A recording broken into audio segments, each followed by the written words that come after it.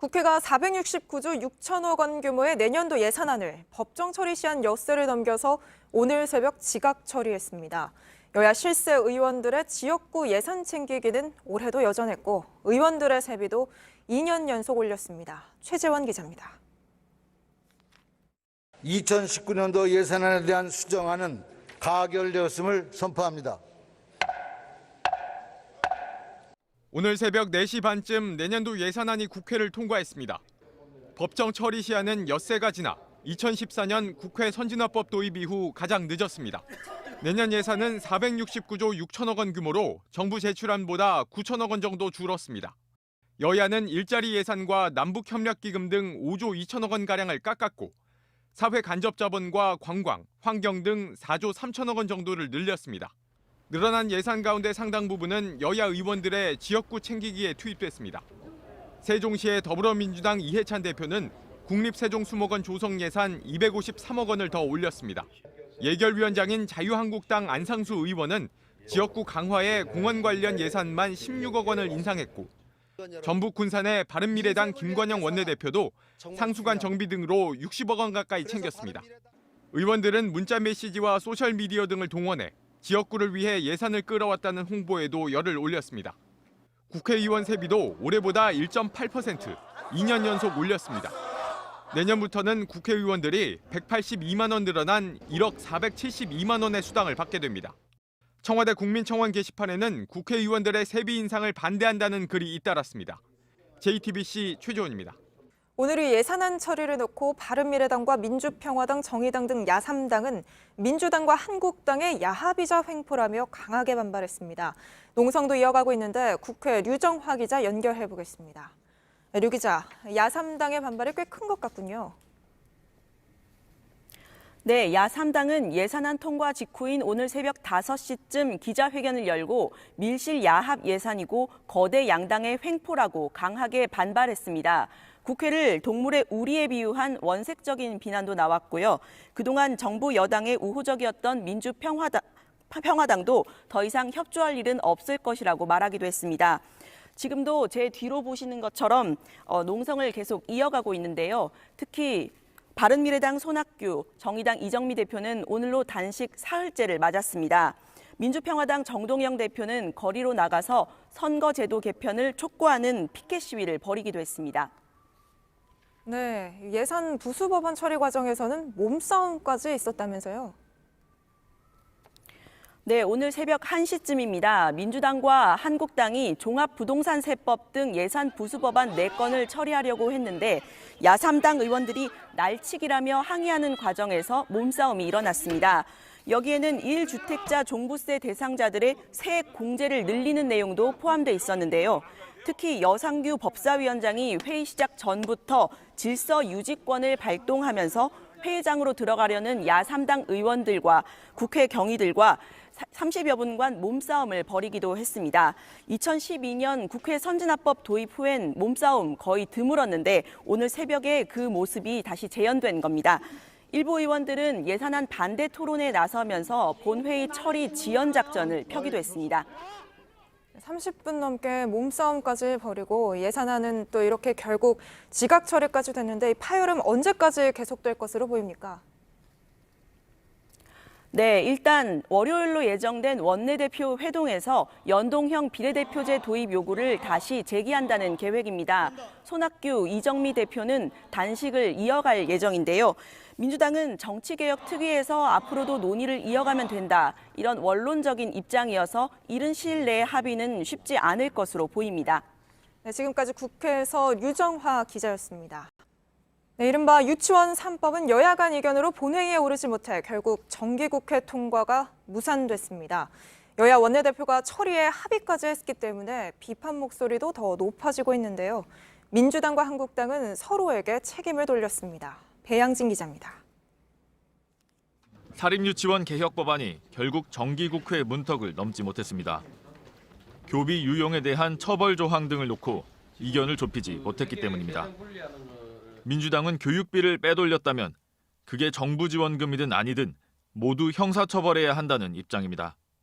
멀쩡한 회계 둘로 쪼개놓고 처벌받지 않는 법안 따로 만든 거고 뭐 이런 건 어디 있어요? 그러나 한국당은 각 도내 성격이 서로 다르므로 학부모 지원금 유용을 형사처벌하는 건 지나치다며 맞섰습니다.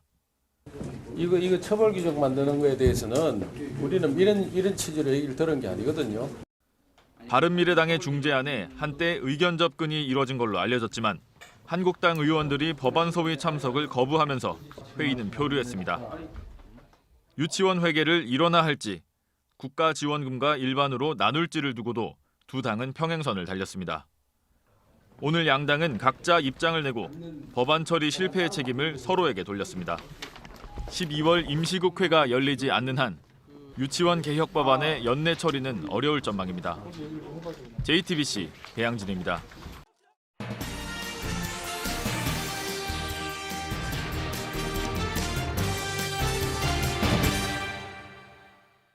오늘의 뉴스룸 키워드는 이번 예산안 처리 과정에서 많이 들으셨을 소소위입니다. 소위원회보다 더 작은 소위원회. 그러니까 국회 예산결산특별위원회 밑에 예산안 조정소위원회가 있는데 또 그 밑에 두는 더 작은 협의체를 말합니다. 해마다 정부가 나라 살림에 이 정도 돈을 쓰겠다 예산안을 짜놓으면 국회에서 승인을 하죠. 물론 꼼꼼하게 봐야 하니 대통령이 국회에서 먼저 설명을 하고 또 각 분야별 상임위에서 검토를 한 뒤에 예산만 전문적으로 보는 예결위에서 또 한 번 보고 그리고 본회의로 넘겨서 오늘 새벽 그랬던 것처럼 땅땅 승인을 합니다. 워낙 큰 돈이 결정되는 거니까 이거는 빼고 저거는 넣자 하는 여야 예결위원들의 논의 내용은 모두 기록으로 남기고 공개도 합니다. 그런데 이번 조정소위의 속기록을 보면 이처럼 유독 소소위로 보내자는 말이 많습니다. 이 합의가 쉽지 않은 부분은 좀 더 허심탄회하게 소소위에서 매듭 짓자는 건데 문제는 소소위가 공식기구도 아니고 그래서 회의록도 안 남고 자연스럽게 밀실 야합의 자리가 된다는 비난이 나오는 겁니다. 그리고 이렇게 예산안이 처리된 직후 올해도 어김없이 나온 실세의원들 지역구에 민원성 예산이 몰렸다는 기사들. 앞으로 국회가 이런 탈법적인 제도를 유지하는 한 지금과 같은 풍경은 도돌이표처럼 다시 반복될 수밖에 없는 오늘의 뉴스룸 키워드 소소위였습니다.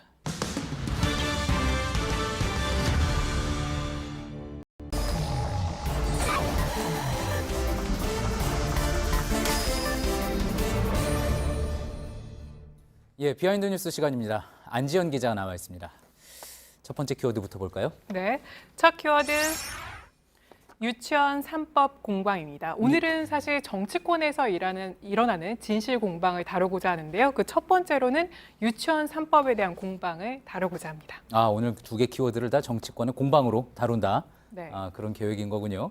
앞서 배영진 기자가 관련된 보도하기도 했는데 한 걸음 더 들어간 내용인가 보죠? 맞습니다. 어제 여야가 유치원 3법을 두고 합의안 도출에 실패하면서 본회의에 상정되지도 못했습니다. 이에 대해서 먼저 민주당이 논평을 내고 자유한국당을 비판했습니다. 이 논평을 한번 보시면 자유한국당이 결국 유치원 회계 투명화의 길을 막아섰다 이런 제목을 내놨는데요. 한국당이 끝까지 주장을 굽히지 않으면서 결국 논의 자체를 무산시켰다 이런 내용의 논평을 낸 겁니다. 민주당 측에서는 결국 자유한국당 때문에 법안이 통과되지가 못했다 그런 이야기인 거군요. 맞습니다. 그런데 그러자 오늘 오후 한국당 교육위원들도 논평을 내고 이를 반박했습니다. 당시 논평 다시 보시면 교육이 법안 소위 상황을 왜곡한 민주당의 야당 매도 사과를 촉구한다. 그러니까 민주당을 비판한 겁니다. 이 내용을 보시면 자신들이 유치원법 통과를 위해서 논의에 임했으나 본회의 열리기 20분 전에 당초 바른미래당 중재안이라고 알려진 내용과 상이한 두 개의 중재안을 제시하는 황당한 상황이 벌어졌다.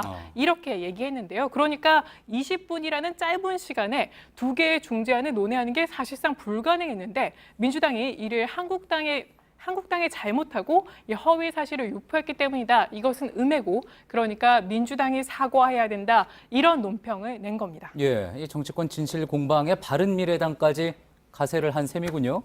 누구 이야기가 맞는 겁니까? 그래서 한국당과 민주당과 함께 논의를 했던 바른미래당 간사와 한번 통화를 해봤습니다. 예. 임재현 의원이 설명한 당시 상황은 이랬습니다. 아까 한국당이 본회의 20분 전에 중재안 2개를 갑작스럽게 제시했다 이렇게 얘기를 했는데 예. 그 20분 전인 6시 40분은 법안 소위를 열기로 여야 3당이 모두 합의한 시간이다. 그런데 한국당 소위위원 3명이 제 시간에 아무도 오지 않았고 7시가 넘어서 한국당 곽상도 위원만이 참석해서 기존의 주장인 분류회계를 주장만 하고 떠났다. 이렇게 얘기를 했습니다. 예. 이 내용은 민주당 간사인 조승래 의원의 의견과도 일치했습니다. 야, 그렇군요. 자, 이 이야기가 맞다면은 한국당이 당초 앞서 봤던 그 논평과는 좀 차이가 있군요. 그렇습니다. 그런데 결국 이 같은 이견으로 통해서 소위는 표류를 했고요. 또 민주당과 한국당의 핵심 쟁점에 대해서 이견을 좁히지 못한 겁니다. 그래서 바른미래당도 오늘 논평을 냈는데요. 이 논평 속에서는 두 당을 모두 비판했습니다. 그러니까 민주당은 보조금과 형사처벌만 고집을 했고 한국당은 아예 사립유치원 문제를 개혁하자는 의지도 보이지 않았다 이렇게 얘기한 건데요. 예. 그러니까 3당 모두 서로에게 책임을 떠넘긴 셈입니다. 그렇군요. 많은 학부모들이 지금 유치원 3법 기다리고 있을 텐데 뭐 올해 안에 임시국회라도 열어가지고 과연 통과가 될지 좀 더 지켜봐야지 될 것 같습니다. 다음 키워드로 가볼까요? 두 번째 키워드는 국회의원 세비 관련한 공방인데요. 예. 182만 원 대 2천만 원입니다. 예, 이런 식의 숫자 공방이 있었던 모양이군요. 국회의원 세비라고 하면 뭐 쉽게 얘기해서 국회의원 연봉 아닙니까? 맞습니다. 국회의원 수당을 얘기하는 건데요. 예. 오늘 새벽 본회의에서 처리된 내년도 예산안에는 국회의원 세비를 1.8% 인상한다는 내용이 포함돼 있었습니다. 지난해 전년 대비 2.6% 올렸으니까 국회의원 세비를 2년 연속 인상하겠다 이런 겁니다. 예. 자, 이렇게 올렸습니다. 의원 세비 인상에 대해서 뭐 여론의 반발 만만치 않겠군요. 맞습니다. 특히 언론 보도도 많이 나왔는데요. 그러니까 국회의원 한 명당 1년에 2천만 원을 더 받게 된다. 이런 보도가 잇따르면서 이에 반대하는 청와대 국민청원도 어제 오늘 계속해서 올라왔습니다. 국민청원까지 올라왔습니까? 맞습니다. 보시는 예. 것처럼 국회의원 월급 2천만 원 인상 반대한다. 또 최저임금을 줘도 아깝다. 이런 내용의 청원들이 올라왔고요. 예. 또 민주평화당 유성엽 의원도 자신의 페이스북에 통해서 인상안은 인상된 세비를 받지 않겠다 하면서 2천만 원 어떤 형태로든 받지 않겠습니다. 이렇게 언급하기도 했습니다. 예. 자, 지금 이야기되고 있는 거는 인상액 2천만 원입니다. 그런데 이제 앞서 키워드에서는 182만 원 대 2천만 원이라고 했는데 그럼 182만 원은 뭡니까? 그러니까 국회 사무처에서 2천만 원이 아니라 인상된 거는 182만 원이다. 이렇게 보도를 한 건 보도자료를 상당한 낸 차이가 건데요. 있네요. 네, 예. 보시는 것처럼 국회의원 수당은 중과율이 1.8%에 적용돼서 1억 290만 원에서 182만 원만 증액된 것이다. 이렇게 설명한 겁니다. 예, 그렇군요. 지금 뭐 보도자료대로라고 보면은 182만 원이 맞는 것 같은데 앞서 얘기한 2천만 원은 어떻게 나온 겁니까? 사무처는 이에 대해서도 설명했습니다. 그러니까 의원 보도에 따르면 의원 세비 외에도 사무실 운영비나 차량 유지비 또 유류대 등이 있는데 이를 합산해서 보도했지만 실제로는 이는 경비이기 때문에 이 수익과는 관계가 없다 이렇게 해명한 겁니다. 예. 하지만 일부에서는 이 182만 원도 합당하지 않다. 그러니까 182만 원이 아르바이트생으로 따지면 한 달 월급인데 이만큼 인상하는 것도 합당할 수 있겠느냐 이런 의문을 제기하기도 했는데요. 보시는 예. 것처럼 200만 원도 많다 이런 식의 반대 여론도 나오기도 했습니다. 200만 원 뿐만이 아니라 뭐 20원까지도 이야기가 있군요. 알겠습니다. 잘 들었습니다. 비하인드 뉴스 안지현 기자였습니다.